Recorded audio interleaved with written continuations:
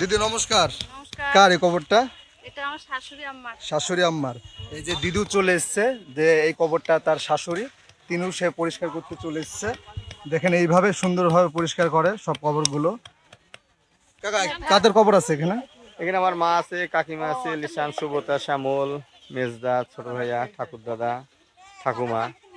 ভাই ভালো আছো? হ্যাঁ, এখানে কার কবর আছে ভাই তোমার? মারা কোনটা? ও এইটা। আর এটা হলো আমার আরেক দাদু। হ্যাঁ রিয়া, কি? কার এই কবরটা কার বলো? এটা আমার স্বামী। তোমার স্বামীর কবর? এটা আমার বন্ধু সোহাগের মা, আমার কাকি হয় সম্পর্কে। ওইটা অমিত ক্যামেরাম্যান।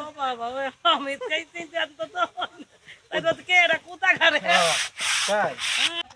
শহর থেকে ইউটিউবার মানে আমাদের অন্তর দাদা যখন প্রথম কবর পরিষ্কার করতে আসে, তার অবস্থা দেখেন। কিছু অনুভূতি আছে আপনার, বলবেন? কিছু বলবেন? সো গাইজ, সারা রাত অপেক্ষা করার পর আমরা ভোর 4:30টার সময় এসেছিলাম কবরস্থানে এই মোমবাতি এই ফুলগুলো দেওয়ার জন্য, কিন্তু দুঃখজনক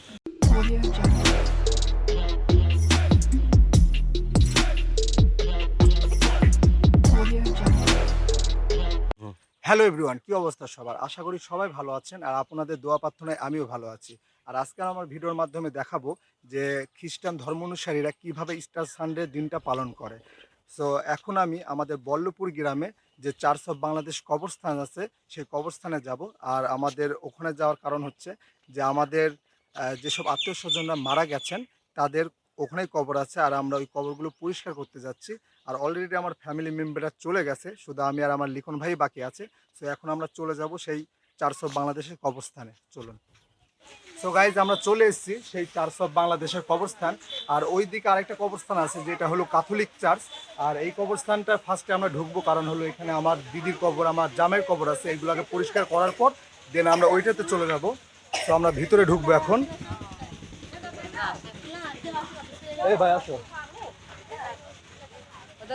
আর এই যে আমার মা, আমার বোন অলরেডি কাজ করা আরম্ভ করে দিচ্ছে।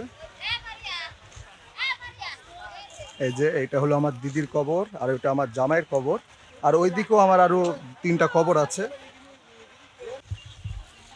আর আমি এখন একটু আমাদের এই কবরটা ঘুরে দেখাই, আর কিছু কিছু মানুষের সাথে কথা বলবো যে তারা কাদের জন্য এসছে। দিদি নমস্কার। নমস্কার। কার এই কবরটা? এটা আমার শাশুড়ি আম্মার। শাশুড়ি আম্মার। এই যে দিদু চলে এসছে, যে এই কবরটা তার শাশুড়ি, তিনিও সে পরিষ্কার করতে চলে এসছে। দেখেন এইভাবে সুন্দরভাবে পরিষ্কার করে সব কবরগুলো। আর আজকের দিনে আমরা এই সব কবরগুলো পরিষ্কার করার পর আবার সেই ভোরবেলায় আসি এই কবরগুলোয় ফুল দিতে, তারপরে মোমবাতি দিতে, আবার ধূপকাঠি, মানে বিভিন্ন ধরনের আমরা ফুল দিয়ে থাকি এই কবরগুলোয়। কাকা নমস্কার। অবস্থা ভালো তো? ভালো আছো? কবে এসছো তুমি? এই সকালে। ও, এই যে কাকাও চলে এসছে সে ঢাকা থেকে। আসলে এখানে আমি যেভাবে ঢাকা থেকে এসেছি, বিভিন্ন মানে ঢাকা তারপরে গ্রামের বাইরে থেকে অনেক মানুষ আসে এই ইস্টার সানডেতে পালন করতে। আর কাকা কাদের কবর আছে এখানে? এখানে আমার মা আছে, কাকিমা আছে, লিসান, সুব্রতা, শ্যামল, মেজদা, ছোট ভাইয়া, ঠাকুর দাদা, ঠাকুমা। ও, এই তো বিভিন্ন আত্মীয় স্বজন আর কি। এইখানেও মানে এরকম কাকার যেভাবে আত্মীয় স্বজন আছে, তো সবারই এইভাবে অনেকজনের কবর আছে, আত্মীয়রা এখানে আছে। আর তারা এই প্রত্যেক ইস্টার সানডের আগের দিন এইভাবে পরিষ্কার করে সুন্দর করে। দেখেন সবাই কিন্তু নিজেদের মতো করে পরিষ্কার করতেছে। আর এখানে তো আমার 2টা কবর, আর ওই দিকে আমার আর 2টা কবর আছে, আমার বড় বাপ বড় মার, তারপর আমার একটা দাদুর কবর আছে। তো ওখানে একটু ঘুরে আসে আমি।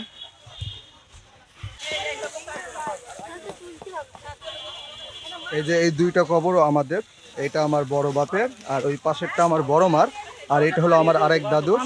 হ্যাঁ রিয়া, কি? কার এই কবরটা কার বলো? এটা আমার স্বামী। ফালতু কথা একদম কবি নে। এ ভাই তোমাদের এগুলো পুরাই দিই নে। ভাই ভালো আছো? হ্যাঁ, কার কবর আছে ভাই তোমার? মারা কোনটা? ও এইটা। এটা আমার একটা জেটি হবে, তাই না? জেটি তো, এটা আমার একটা জেটির কবর। এ ভাই পাতাগুলো পুরাইনি।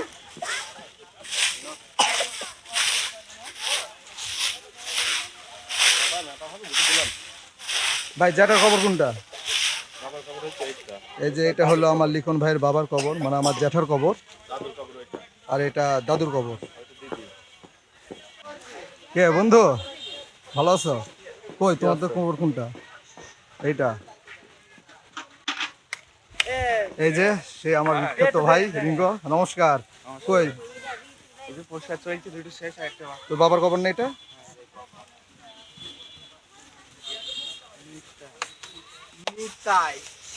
সৌরভের এখানে থাকার কথা? সৌরভের কি এখানে থাকার কথা? হয়ে গেছে।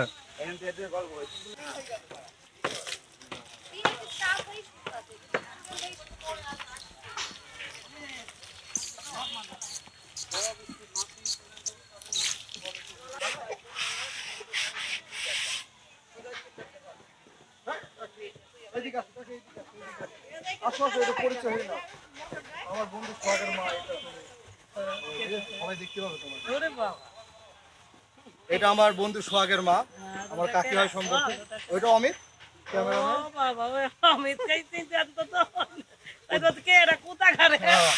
তাই? হ্যাঁ অমিত, তোমাদের পাড়ার। হ্যাঁ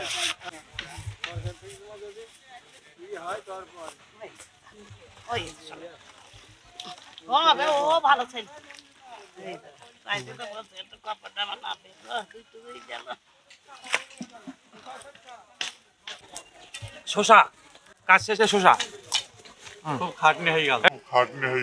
এইটা তুমি একটা কথা কইলে ভাই। এটা নাও এটা নাও এটা নাও ধন্যবাদ।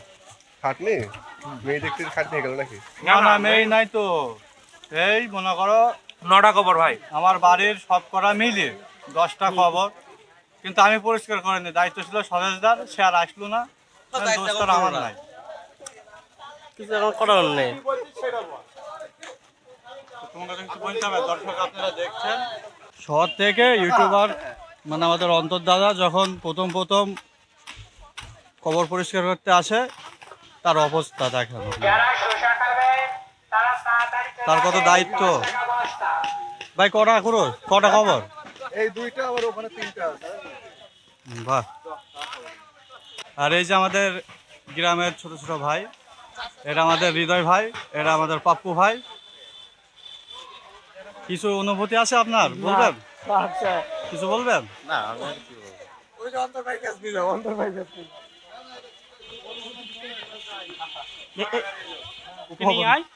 এই যে আমাদের বাপি ভাই ছোট করে, সে খুব খুশি অবস্থান পরিষ্কার করে।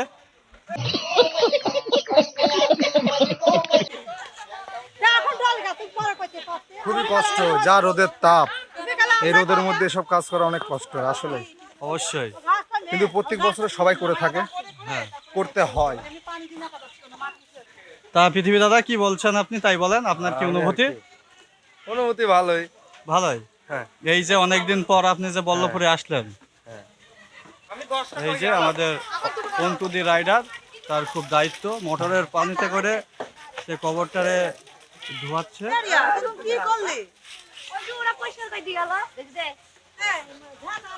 কি অনুভূতি? কবরস্থান পরিষ্কার করছো? হ্যাঁ। অনুভূতি কি? ওমা নেপছি আমার শহরের দাল শহরের 4 শহরের। আচ্ছা ঠিক আছে ঠিক আছে। আগে কি যা এই দেখিস মুরগির গোড়াই কেন? আমাদের চার্চ অফ বাংলাদেশের যে কবরস্থানগুলো, এগুলো পরিষ্কার করা হয়ে গেছে আমার। এখন আমরা জাস্ট ক্যাথলিক চার্চের যে কবরস্থানটা আছে ওইটা জাস্ট ঘুরে দেখবো। তো চলুন। আর আমার সাথে আছে এখন আমার ছোট ভাই উস্কর, আর ক্যামেরাম্যান আছে অশ্রু। সেই এতক্ষণ ভিডিওগুলো পড়ে বেড়াচ্ছিল, কারণ আমি ব্যস্ত ছিলাম কবর পরিষ্কার করার জন্য।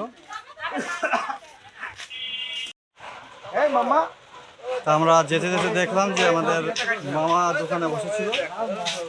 কি করছো তুমি? হ্যাঁ কি করো? গল্প করো নানার সাথে? হ্যাঁ মামা, কি যাবা তুমি? যাবা যাবা তুমি? থাকো, এটা হাত দাও।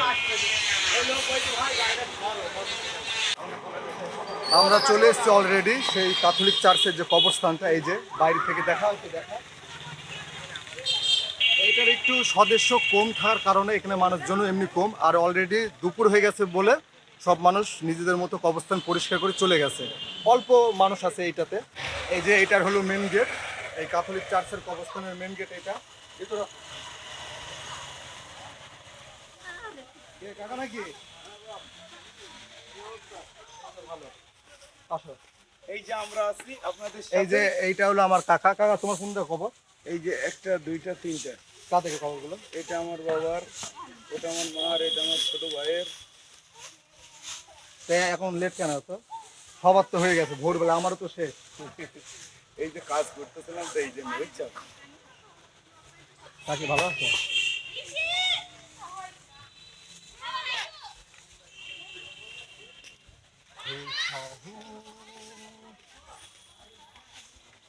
এই যে এইসব কবরগুলো মানে সকাল থেকে পরিষ্কার করা শেষ, সবাই চলেও গেছে, অল্প কটা মানুষ আছে। আর এইটার এমনি সদস্য কম আগাগোড়ায়, আমাদের চার্চ অফ বাংলাদেশের সদস্য বেশি, আর এই ক্যাথলিক চার্চের আমাদের গ্রামের সদস্যর সংখ্যা কম। ওকে। এই যে এইটাই হলো পুরা ক্যাথলিক চার্চের কবরস্থানটা, একটু ঘুরে দেখাও পুরোটা। আমাদের ক্যাথলিক চার্চও কম বেশি দেখানো শেষ, এখন আমরা আবার ফিরে যাব সেই আমাদের চার্চ অফ বাংলাদেশের যে কবরস্থানটা। এ মামা এই বাবু ভিডিও করছি। এখন করিনি, চলে এসে বাড়িতে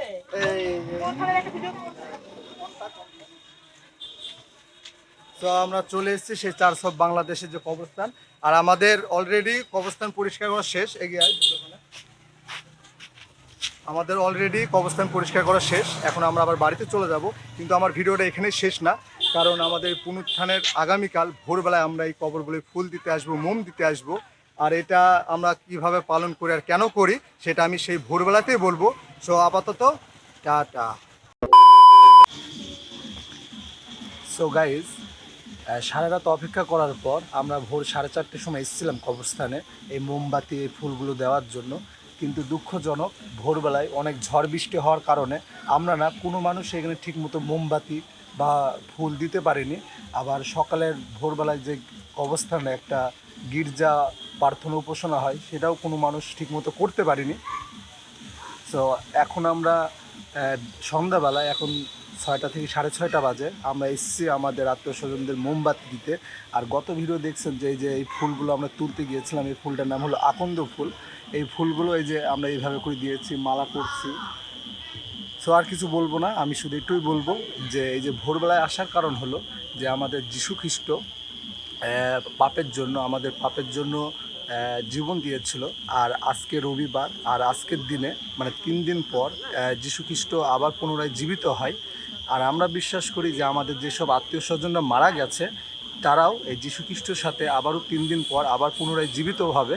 এর জন্য আমরা এই ভোরবেলায় আমরা এই আত্মীয় স্বজনদের মোমবাতি দিয়ে আমরা এই কবরগুলো পরিষ্কার করে থাকি। আর আমাদের এই ভোরবেলায় যে প্রার্থনা উপাসনা হয়, এটার পরে আবার মেন আমাদের যে গির্জাঘর আছে সেখানে 8টা কি 8:30টার সময় মেন যে গির্জাটা হয় সেটা হয়ে থাকে। সো এইটা আমার দাদুর কবর, আর ওইটা আমার বড় বাপ আর বড় মার কবর। এদেরকে মোম দেওয়া শেষ, আমি চলে যাব ওই সাইডে, আমার দিদির কবর আছে আর আমার জামাইয়ের কবর আছে, ওদেরকে দিয়ে আমি দেন চলে যাব। সো চলুন।